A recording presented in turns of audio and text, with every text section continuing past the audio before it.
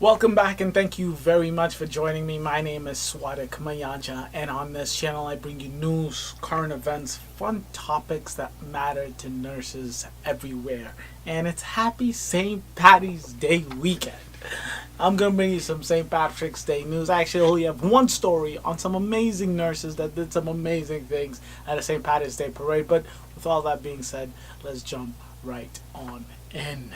You'll be doing things you don't like doing in order to go on living, that is, to go on doing things you don't like doing, which is stupid. Better to have a short life that is full of what you like doing than a long life spent in a miserable way. So starting with a story that I love doing stories that matter to both you and me. And I am a huge bottled water drinker. I know it's bad for the environment, but I'm just super lazy, and I feel bad. I feel guilty every time I do it. Anyways, with all that being said, huge news. A study found. So a study finds that there's microplastics in more than 90% of tested water bottles. This is.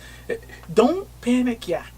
Don't get too excited just yet, because we don't know if it's horrendous for us. But before we even get there, so they said that researchers discovered an average of 10 plastic particles per liter of water and another 314 particles per liter that they assume to be plastic but cannot positively identify because they are too small. So like I said, you might want to stay off the water bottles because they don't know yet if it's actually dangerous for you, but they do know in 90% of water bottles, and this is through all the different brands they tested. 90% of the water bottles does have microplastics, particles in it. How bad can it be? That's the question. But we do know that I'm not the only human being that's using water bottles. In fact, there's a whole lot of us that are using water bottles. Nearly 500 billion plastic bottles were sold across the globe in 2016 alone. 500 billion, yes, with a B, billion. And in questioning whether these microplastics are actually dangerous to us human beings, let's find out what the scientists say. They said there's just not the research there to tell us. We normally have a safe limit, but to have a safe limit, to define that, we need to understand if these things are dangerous and if they occur in water at concentrations that are dangerous. And this was said by Bruce Gordon, a coordinator of the WHO, which is the World Health Organization. So for you and me, just a reminder, stay off them water bottles. Okay, number one, there's microplastics in it. We don't know what it does to us. It could be dangerous. It could be just safe. It could be whatever, but it does have microplastics in it. And then number two, it's horrendous for the goddamn planet. I mean, the 500 billion in just 2016. We're either at the same amount or more. I don't know. All I know is I've been using water bottles. So some exciting news. Ooh, some really exciting news. Just today, brand spanking new. The Avengers new Infinity War trailer has come out. And yes, I added this to the nursing news. And do you know why I'm adding it to the nursing news? Because mofos are getting messed up. People on my team are getting knocked out. They better have a nurse on call. They best. Amazing trailer. I loved it. It's amazing. I think Spider-Man is absolutely hilarious. Love him. Comedic timing. Homecoming was amazing. Captain America with his long, flowy, luscious hair is, I don't know, it looked like he was fighting against Thanos. All I'm saying is super excited. Loved it. I had to add it into this week's nursing news. It's huge. It's I'm loving my Marvels. I'd say even since Doctor Strange, they've been pristine. It's just been on point. On point. Can't argue. I'm excited. Go watch it. April 27th. It's coming out. Great, great movie. I guarantee it. I guarantee it. Okay. So now we gotta say goodbye to an amazing human being. So this past Wednesday, March 14th, 2018, Stephen Hawking had passed away. If you don't know who Stephen Hawking is, I don't know how the hell you don't know him. He's just the greatest mind. He was the greatest mind, on the goddamn planet. He was an English theoretical physicist, cosmologist, and director of research at the Center for Theoretical Cosmology within the University of Cambridge. He was also an absolutely amazing author. In fact, his #1 book, A Brief History of Time, sold 10 million copies within the past 20 years. Yes, 10 million copies. And The Brief History of Time, I listened to it over Audible. Phenomenal book, but it's basically a textbook. And it's a textbook in the most beautiful way, right? He's an absolute genius. He was an absolute genius. He changed the way science is done today. Like, factually, though. Actually. Like, it's not... Stephen Hawking is a goddamn hero. All right, so he died Wednesday at the age of 76, and Hawking lived the majority of his life, 55 years to be exact, with ALS. He was diagnosed in 1963 when he was just 21 years old, and he survived 55 years with the incurable disease. And Dr. Jeffrey Elliott said, and this is the reason I'm adding it to the nursing news lineup today, because the reason he lived so long, and the majority of people who do have ALS don't live as long, is because of the care he had. And largely, to be fair, a large part of the care that he received was because he had the money, because he was famous, because he was very well known. That's a large part of it. But I just want to add this little bit of just so we know the situation. So Dr. Jeffrey Elliott, chief of the neuromuscular disorders section at the University of Texas Southwestern Medical Center, said, "I think part of his longevity may have been because he had a slow progressive form. Probably it was also due to the exclusive nursing and medical care that he received." Continuing on to say, survival really depends on the type of medical and nursing care that someone receives. And Hawking he had to receive round-the-clock care basically from like a year after he was diagnosed, or 2 years after he was diagnosed. So he had to receive round-the-clock medical care. And at first it was his wife that was doing the majority of the care, but then it switched over to a team of nurses. I keep talking about nurses, and this is not... This section is an ode to Stephen Hawking. This is me saying I absolutely adore the man. I think he's an American hero. I think he is a hero. He is a superstar. He's one of the smartest human beings that has ever lived. We could all hope to be the man, the human being that Stephen Hawking was. The reason I'm talking about nurses about this is not to toot my own horn. It's not to say, oh, go nurses. No. What I'm trying to say is, this is an example of someone that has lived a very long and successful life with a very chronic and horrendous condition. I'm pretty sure the average length of life, the average length someone lives after they've been diagnosed is 20 years, and that's like, on the high end. But 55 years, almost doubled it. Did more than double it. I'm just saying.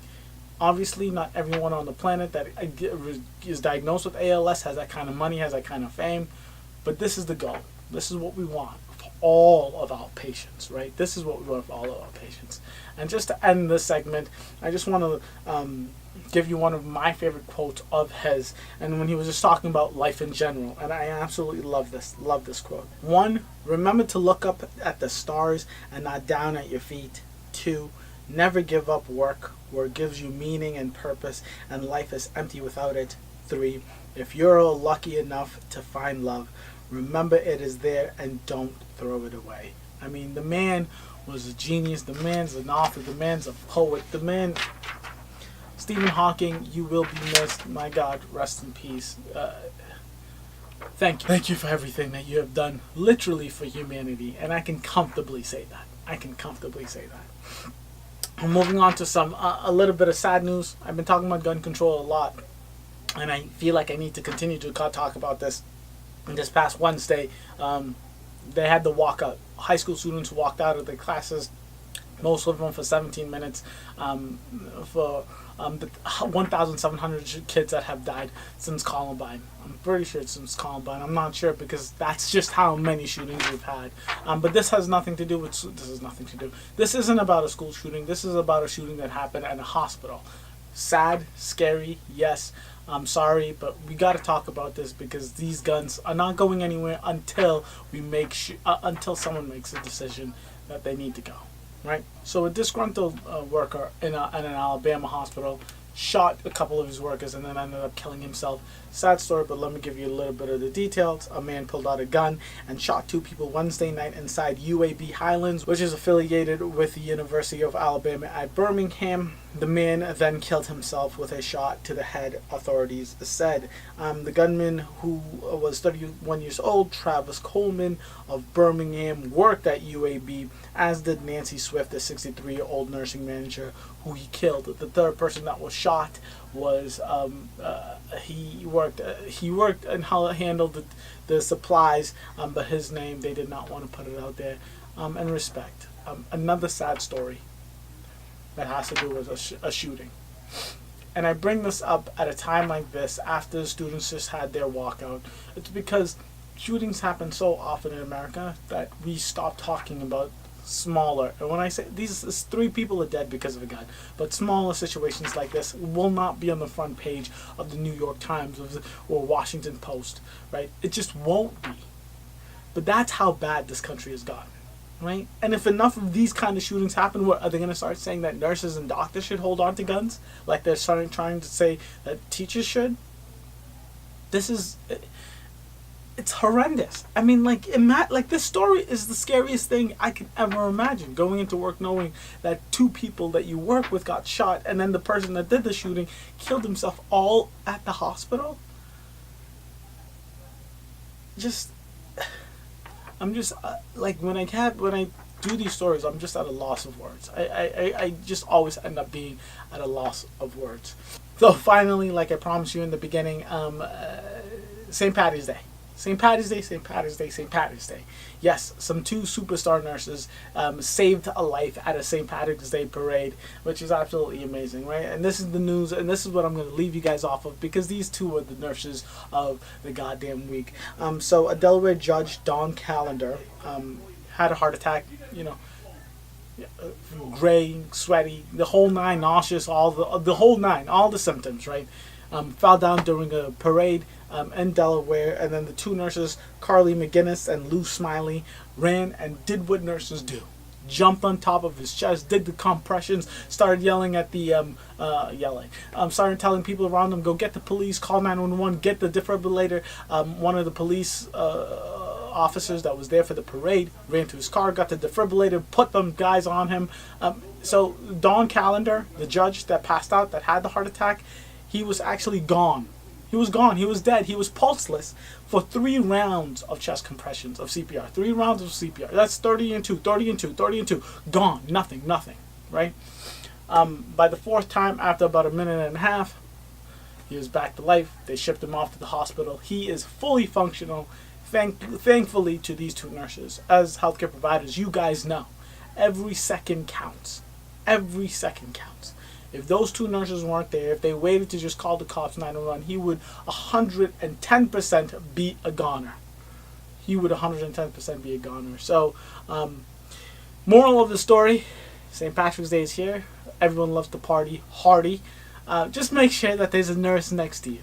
Make sure that you're doing it safe. Don't do anything crazy. Obviously, there's not much you can do at this time if you are going to have a heart attack. If you are going to have a heart attack, knock on wood, that doesn't happen. But there's not much you can do to prevent yourself from having a heart attack. But what I am saying is go out there, do what you do best, but be safe doing it. All right? Have a good night. Don't forget to like, subscribe, comment in the comment section below. For awesome nurses like this. Tell me what your favorite Stephen Hawking quote is down below. Absolutely phenomenal man. Deuces.